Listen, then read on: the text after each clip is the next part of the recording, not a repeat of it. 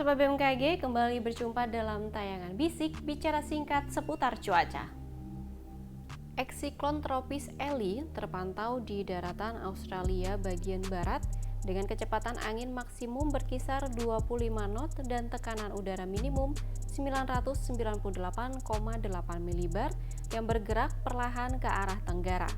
Diperkirakan potensi sistem ini untuk tumbuh menjadi siklon tropis dalam 24 jam ke depan berada dalam kategori rendah.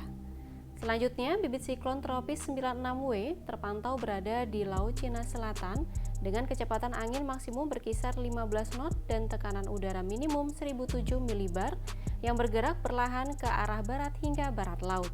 Diperkirakan potensi sistem ini untuk tumbuh menjadi siklon tropis dalam 24 jam ke depan berada dalam kategori rendah. Dampak tidak langsung dalam 24 jam ke depan siklon tropis Elly terhadap kondisi cuaca di Indonesia adalah potensi angin kencang di Nusa Tenggara Timur, tinggi gelombang laut 1,25 hingga 2,5 meter di perairan utara Bali hingga Flores, Selat Sumba bagian timur, Selat Wetar, perairan utara Kepulauan Flores, dan Laut Flores. Tinggi gelombang laut dengan ketinggian 2,5 hingga 4 meter di Selat Bali hingga Lombok, Alas Sape bagian selatan, Selat Sumba bagian barat, perairan selatan Pulau Sumba, Laut Sau, Selat Ombai, perairan selatan Kepulauan Flores, perairan Kupang hingga Pulau Rote, dan Laut Timur. Dan tinggi gelombang 4,0 hingga 6,0 meter di Samudra Hindia Selatan Nusa Tenggara Timur.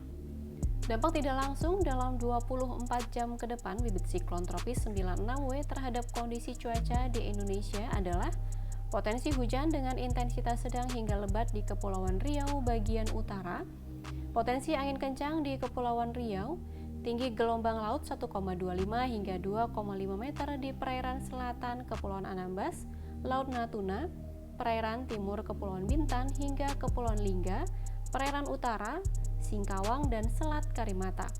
Tinggi gelombang laut dengan ketinggian 2,5 hingga 4 meter di perairan utara Kepulauan Anambas, perairan Kepulauan Natuna, dan perairan Kepulauan Subi hingga Serasan. Dan tinggi gelombang laut dengan ketinggian 4 hingga 6 meter di Laut Cina Selatan dan Laut Natuna Utara. Sobat BMKG, dari perakiraan cuaca berbasis dampak hujan lebat di Indonesia, wilayah yang berpotensi terjadi bencana hidrometeorologi seperti banjir, banjir bandang, dan tanah longsor dengan status siaga yang berlaku untuk tanggal 6 Januari 2023 antara lain di wilayah Jawa Tengah, di Yogyakarta, dan di Sulawesi Selatan.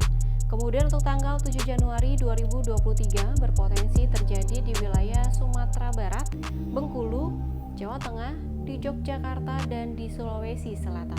Dan yang terakhir untuk tanggal 8 Januari 2023 berpotensi di wilayah Bengkulu dan Sulawesi Selatan.